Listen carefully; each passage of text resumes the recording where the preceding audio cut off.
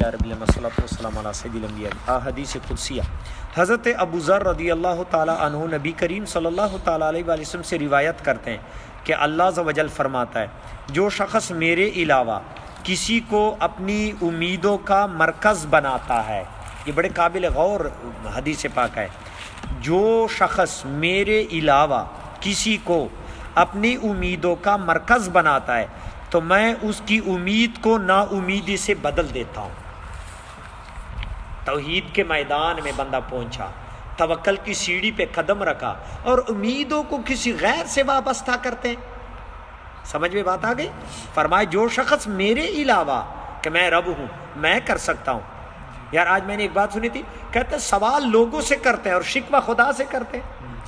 سوال لوگوں سے کرتے ہیں، شکوہ خدا سے، تو خدا کے سامنے سجدہ لگائے اسی پہ توکل کرے، کیوں نہ کرے تیرا؟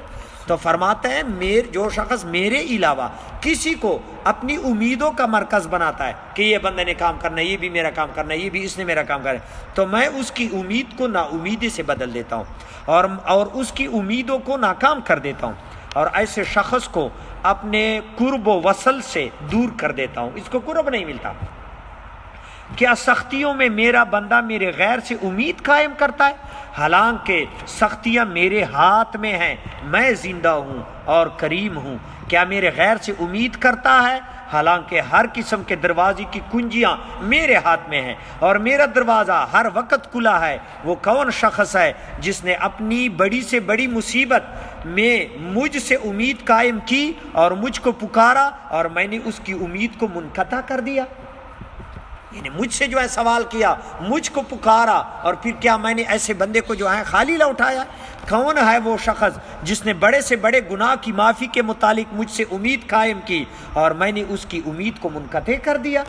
میں نے بندوں کی امیدوں کو اپنے سے قریب کر رکھا ہے، اور جو قوم میری پاکی بیان کرنے سے تکتی نہیں اسے آسمانوں کو پر کر رکھا ہے، اس سے آسمانوں کو پر کر رکھا ہے۔ وائے افسوس ان پر جو مجھ سے نا امید ہوتے ہیں، اور وائے بدبختی ان کی جو میری نافرمانی کرتے اور میری حقوق کی رعایت نہیں کرتے، میرے احکامات کی پاسداری نہیں کرتے۔ تو دیکھیں کتنی بڑی بات، توحید کی پہلی سیڑھی کہ بندے کی امیدیں کس سے وابستہ ہیں؟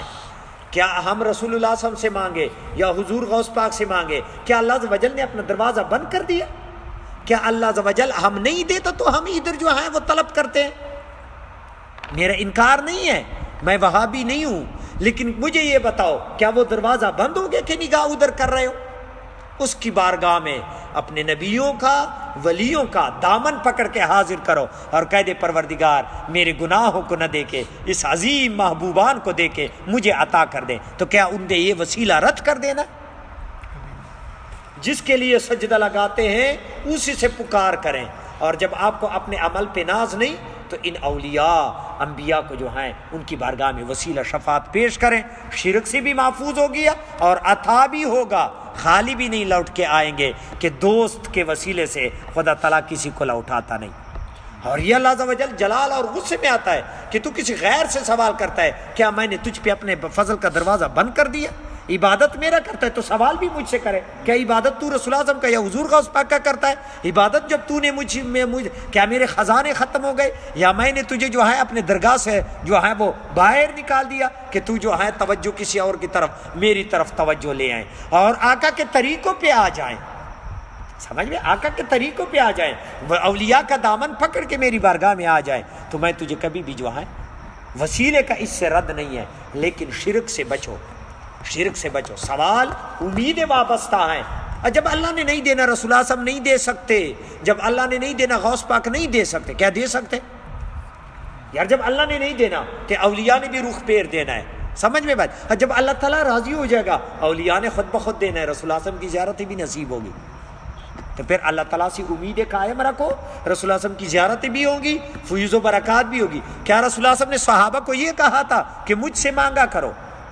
نہیں، وہ اللہ تعالیٰ کی توحید کے بارے میں کہ خدا تعالیٰ سے مانگا کرو، اور قرآن مجید بھی یہی کہتا ہے۔ اور کسی صحابی نے بھی جو ہاں دعا کے لیے کہہ سکتے ہیں، دعا تو اس کی وہ دعا میں یہ ہوتا ہے کہ وہ اللہ کا برگزیدہ بندہ ہے، وہ میرے حق میں جب اللہ تعالیٰ کی بارگاہ میں پکار کر کے، یہ وسیلہ ہے، دعا بھی وسیلہ ہو گیا، آپ نے بھی دعا کرنا ہے. ہاں صحابہ بھی کہتے تھے. حضرت عمر رضی اللہ عنہ نے بارش نہیں ہو رہی تھی کہ حضرت عباس رضی اللہ عنہ رسول اللہ صلی اللہ علیہ وسلم کے چچے کو سامنے بٹھایا اور فرمایا یہ رسول اللہ صلی اللہ علیہ وسلم کا چچا، اس کے وسیلے سے بارش کے سوال کرتے ہیں. بارش شروع ہو گئی. ابو طالب نے رسول اللہ صلی اللہ علیہ وسلم کے وسیلے سے دعا مانگی تھی.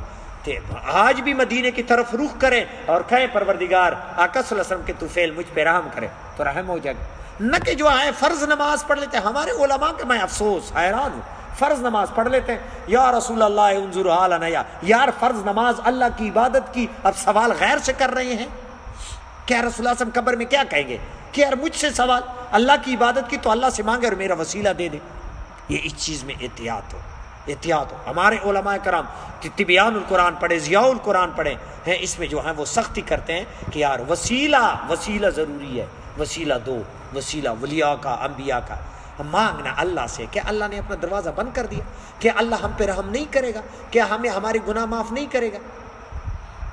یار اگر جو ہے کوئی بندہ کہتا کہ یار اللہ تعالیٰ اب نہیں دے رہا، یہ تو پھر نا امیدی، شرک ہے اور کفر ہے. اور جب اللہ دے رہا ہے تو پھر تو جو ہے منہ کیوں ادھر کیوں منہ کر رہا ہے؟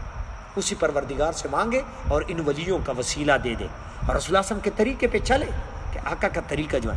اور تصوف اولیاء کرام، یہ پورا تصوف جو کامل اولیاء نے لکھے ہیں یہ تصوف کی بات ہے. اس میں کتنی توحید کی بات ہے کہ اللہ سے اپنے آپ کو جو ہے وابستگی اللہ سے ہو. جب اللہ تجھے مل گیا سب کچھ مل گیا. جنید بغدادی یہی کہتے تھے جب مجھے اپنا رب مل گیا تو سب کچھ مل گیا. سمجھ، جب رب مل گیا تو اس نے ہدایت دینا ہے. اس نے رسول اللہ صلی اللہ علیہ وسلم کی جو ہے تجلیات اور رسول اللہ صلی اللہ علیہ وسلم کی جو ہے فیوز و برکات اور آقا کی معیت، یہ سب کچھ حاصل ہوگا. اولیاء کی بھی توجہات آپ کی طرف. اور جب اللہ تعالیٰ نہیں دے گا کس نے دینا ہے؟ تو اپنا جو ہے توجہ کا مرکز اپنے پروردگار. جب ہم غیر کی عبادت نہیں کر سکتے پھر غیر سے اپنی امیدیں کیسے وابستہ؟ یہ انبیاء، یہ اولیاء، یہ اللہ عز و جل کے فضل کے محتاج ہیں اور اللہ عز و جل نے ان پر انعام کیا، ان کو قرب سے نوازا. تو ان پیغمبروں و ولیوں نے ہمیں یہی درس دے دیا کہ یہی کام کرو، اللہ عز و جل کا قرب حاصل کرو. سمجھ، جب اللہ کا قرب حاصل ہو گیا رحمت کا دروازہ کھل گیا. جس پہ رحمت کا دروازہ کھل گیا وہ غیر کی طرف نگاہ کیسے اٹھائے؟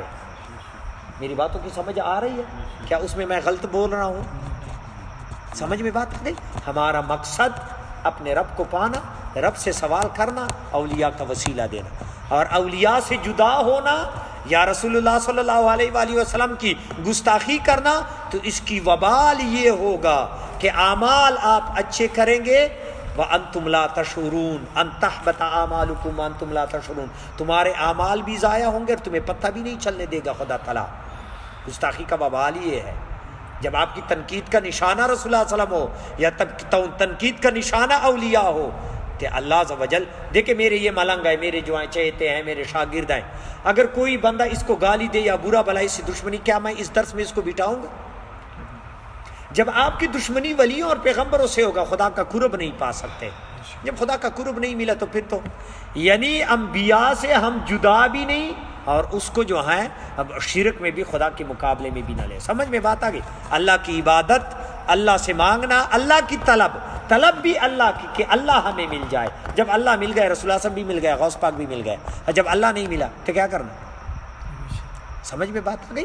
قرآن یہی کہتا ہے، حدیث بھی یہی کہتا ہے، رسول اللہ صلی اللہ علیہ وسلم نے بھی یہی کہا، اولیاء نے بھی اپنے مریدوں کو یہی کہا. اولیاء مریدوں کو کہاں پہنچاتے ہیں؟ اللہ تعالیٰ کی بارگاہ میں. جب خدا کی بارگاہ میں پہنچاتے تو بات واضح ہو گئی. اسی اللہ تعالیٰ سے مانگو اور اسی کی بارگاہ میں سجدہ لگاؤ، اسی کے سامنے عاجزی ظاہری کرو. ہم جب گناہ کر لیتے ہیں تو کبھی ہم نے کہا یا غوث پاک میرے گناہ معاف کر دے، یا اللہ میرے گناہ معاف کر دے. جب گناہ اس نے معاف کرنے تو اب سارا کچھ اسی نے کرنا، رحم بھی اس نے کرنا ہے، پکڑنا بھی اس نے، سزا بھی اس نے دینا ہے. حساب قیامت کے دن غوث پاک نے تو نہیں لینا، انا رسول اللہ نے لینا ہے. تو پھر اللہ سے کیوں نہیں مانگتے تم لوگ؟ اللہ کے در کو کیا وہ در بند ہو گیا ہم پہ؟ کیا وہ ہمیں پسند نہیں کرتا؟ اگر وہ پسند نہ کرتے تو ہمیں اسلام کی دولت نصیب فرماتے، ہمیں رسول اللہ صلی اللہ علیہ وسلم جیسے نبی کی جو ہے امت میں بناتے، ہمیں حضور غوث پاک جیسے عظیم ولی سے عقیدت جو ہے یہ نصیب کرتے. یہ سب کچھ اسی نے عطا کر دیا.